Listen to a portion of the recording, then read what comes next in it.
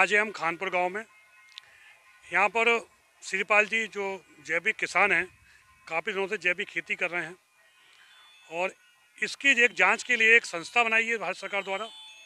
और हमारे बीच में वहीं से अंजनी जी कुमार जी जो है बीच में हैं, उनसे एक छोटा परिचय लेते हैं अपने किसान भाइयों के लिए। जितने परिचय देते हुए बताएं। जी मैं Anjani Kumar Singh, organic certification inspector, UP SOCA, Lucknow से।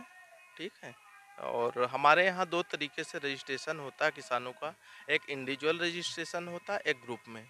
तो इंडिविजुअल रजिस्ट्रेशन की प्रक्रिया होती है, उसमें सिर्फ व्यक्तिगत एक किसान अपना रजिस्ट्रेशन करवा सकता।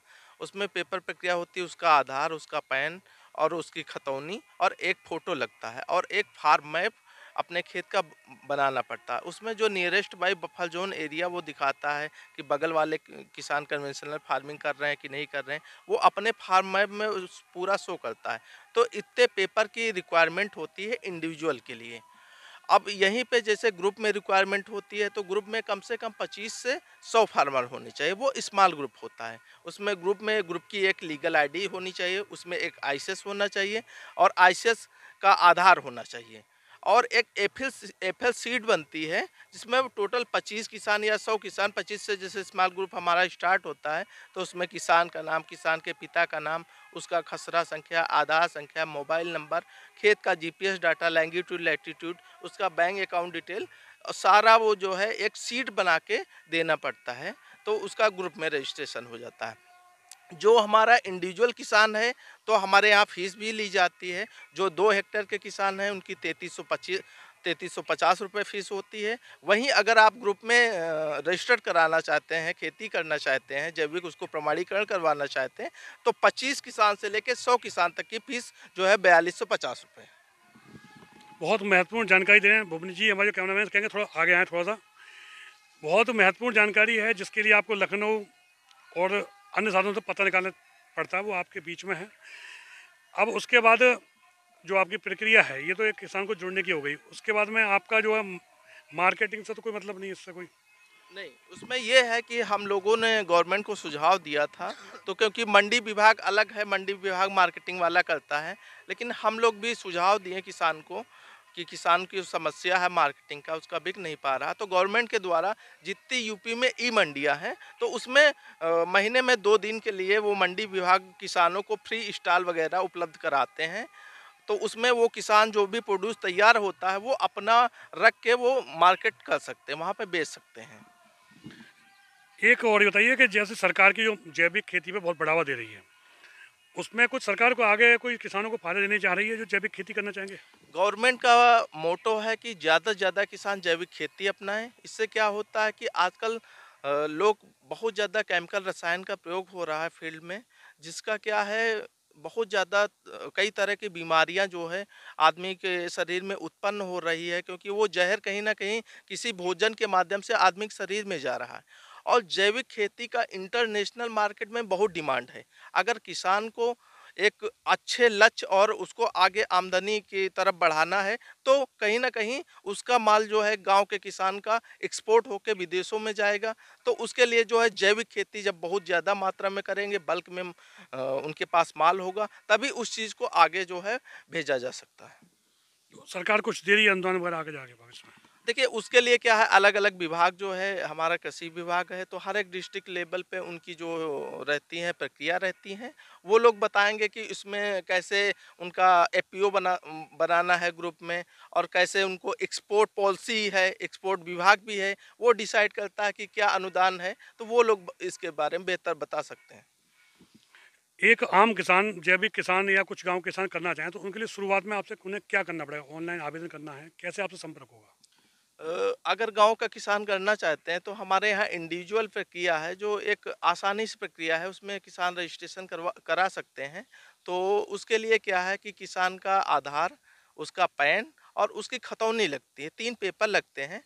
3 पेपर और हमारे विभाग के फॉर्मेट होते हैं, एक रजिस्ट्रेशन फॉर्म, एक ऑर्गेनिक सिस्टम प्लान जिसमें पूरा डिटेल वो भर के देता है, और एक रहता है अनुबंध, जो हमारे मानक है, पैरामीटर हैं, वो तीनों भर के देने पड़ते हैं, इतने पेपर देने पड़ते हैं, और उसका एरिया कितना है उसके हिसाब से फीस फीस डिसाइड होती है। जैसे 2 हेक्टेयर तक है 0 से लेके तो 3350, फिर 2 से 5 है तो 4550, और 5 से 10 है तो 6350। ऐसे जो जो भी उसका स्लॉट आएगा उस हिसाब से फीस पड़ेगी। तो ये सारे फार्म भर के जो है हमारे विभाग को उपलब्ध कराता है, उसका रजिस्ट्रेशन हो जाता है। उसके नंबर पे एक यूजर आईडी पासवर्ड भी आता है, जिससे वो ऑनलाइन एपिडा की साइट पे जाके पूरा अपना स्टेटस वो चेक कर सकता है। यदि कोई किसान जैविक खेती ना करके और खाली जैविक जो एक प्रचलन शुरू हुआ है, बहुत बड़ी बात है, सरकार भी साथ दे रही है, कई संगठन हैं किसानों के, वो भी चाह रहे हैं कि किसान की आय अच्छी हो।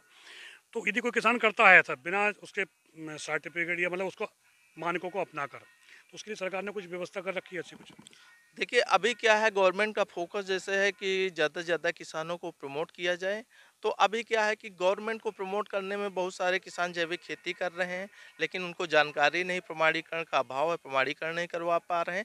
और बहुत सारे ऐसे किसान हैं कि वो आर्थिक स्थिति भी कमज़ोर है, वो फीस भी नहीं जमा कर पा रहे हैं। तो उसके लिए क्या है कि वो ग्रुप में जो है, ग्रुप में रजिस्टर्ड करा के 25 से 100 किसान है तो उसमें 4250 फीस बहुत कम रहेगी। तो उस तहत के अंतर्गत वो अपना सर्टिफिकेशन करवा सकते हैं। देखा आपने, हमारे बीच से लखनऊ से थे अंजनी जी, पूरी विस्तार से बताया जैविक खेती करने के लिए किसान किस तरह से अपनाए और एक जैविक किसान बन के देश और विदेश में अपने माल को पहुंचा सकता है। ग्रुप में करता है। तो आज हम खानपुर गांव आए हैं इंस्पेक्शन करने, और हमारे साथ ये श्रीपाल जी हैं, और आज इनके फील्ड का इंस्पेक्शन करेंगे और इनसे पूछेंगे ये जैविक खेती कैसे करते हैं, क्या क्या इनपुट प्रयोग करते हैं। तो सबसे पहले श्रीपाल जी ये बताइए, आपने जैविक खेती कब से स्टार्ट की? सर मुझे 3 साल हो गए जैविक खेती करते हुए। मैं यहाँ हमारे पास में कृषि विज्ञान केंद्र बिलारी में है, उसके डॉक्टर लोगों से मशवरा लेके उन लोगों ने बताया कि हमारे मतलब देश में इस समय जहर युक्त भोजन हो रहा है, इसलिए जहर युक्त भोजन को अपने समाज से हटाने के लिए हमें जैविक खेती करनी चाहिए। तो उनके निर्देश अनुसार मैंने अब से 3 साल पहले अपने छोटे उस पर लेवल पर करता था, अपने घर के लिए सब्जियां उगाता था, घर के लिए ही चावल, गेहूं और ये लेटा व गन्ना की खेती भी मैं जैविक करता था। लेकिन अब जब सरकार की ये मंशा है कि जैविक ही करना चाहिए ज़्यादा से ज़्यादा, तो मैंने अपना ये मतलब जैविक वाला प्रोजेक्ट थोड़ा बढ़ाया है, 2 एकड़ में करना चालू कर दिया है, जिससे मैं सब्जियां करता हूं और गेहूं व धान, लेटा और गन्ना भी जैविक करता हूं। तो आपको जैविक करने में क्या लाभ दिखे? आपने जैविक करना क्यों बढ़ाया? जैविक करने से मुझे, जो मैं पहले से जैविक खाता था, उससे मुझे ये फ़ायदा हुआ कि मेरे परिवार में बीमारी नहीं होती थी, और जब बीमारी नहीं होगी तो डॉक्टर के पास नहीं जाना पड़ेगा, उससे बहुत आमदनी है। डॉक्टर के पास नहीं जाएंगे तो ज़्यादा आमदनी होगी, तो इसलिए डॉक्टर के पास नहीं गया मैं, और उससे को देखते हुए मैंने फिर ये जैविक करना चालू कर दिया। शिवपाल जी ये बताइए कि जैविक खेती आपने स्टार्ट कर दी, इसको स्टार्टिंग से बताइए। जैसे आप खेत की तैयारी करते हैं उतनी समय क्या क्या डालते हैं इसमें? सर मैं जब खेत में जुताई कराता हूँ, इसकी जब लास्ट जुताई होती है तो उसमें मैं इसमें वर्मी कंपोस्ट और जो हमारा वो है एक वर्मी कंपोस्ट ही डालता हूँ। फिलहाल तो मैं इसमें वर्मी कंपोस्ट डालता हूँ, गोबर की खाद जो कैंचुओं की खाद होती है हमारी, वो लास्ट जुताई पर डाल देते हैं। उसके बाद उसमें फसल लगा देते हैं, और ड्राइकोडर्मा भी डालता हूँ, वैज्ञानिकों के मतलब सलाह मशवरा से ड्राइकोडर्मा भी डालता हूँ उसमें, और जिप्सम भी डालता हूँ, और इस सब के डालने के बाद फिर मैं अपनी खेती लगा देता हूँ उसमें।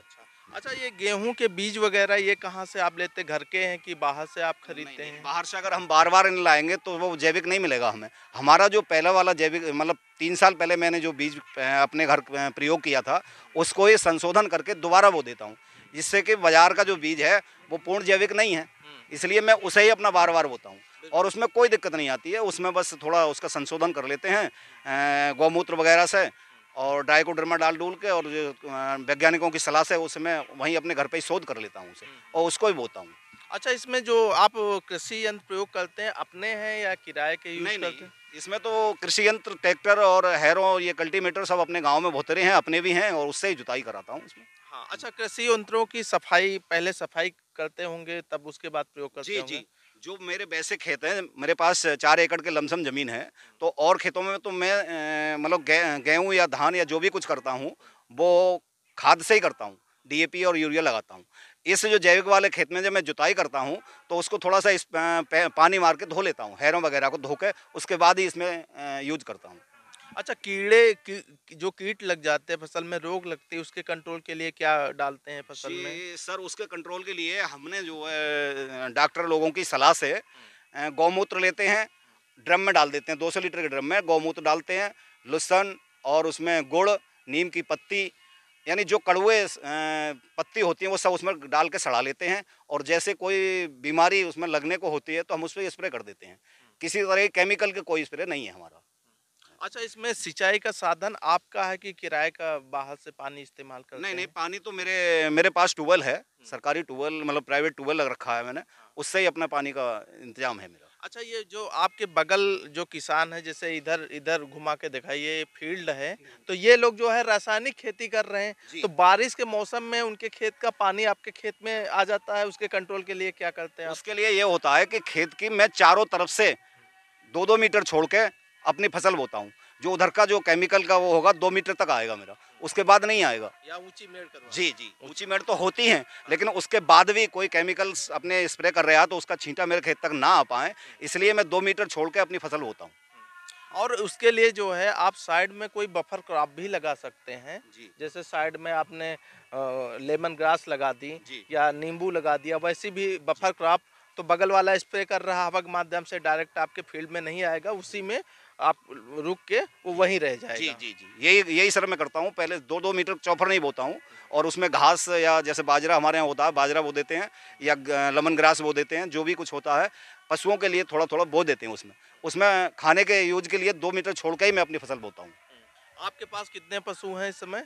पशु इस समय मेरे पास एक भैंस और एक गाय है और उसके बच्चे भी हैं। अच्छा अच्छा अच्छा। कुल मिला के चार चार। चार चार पशु जी हैं। जी।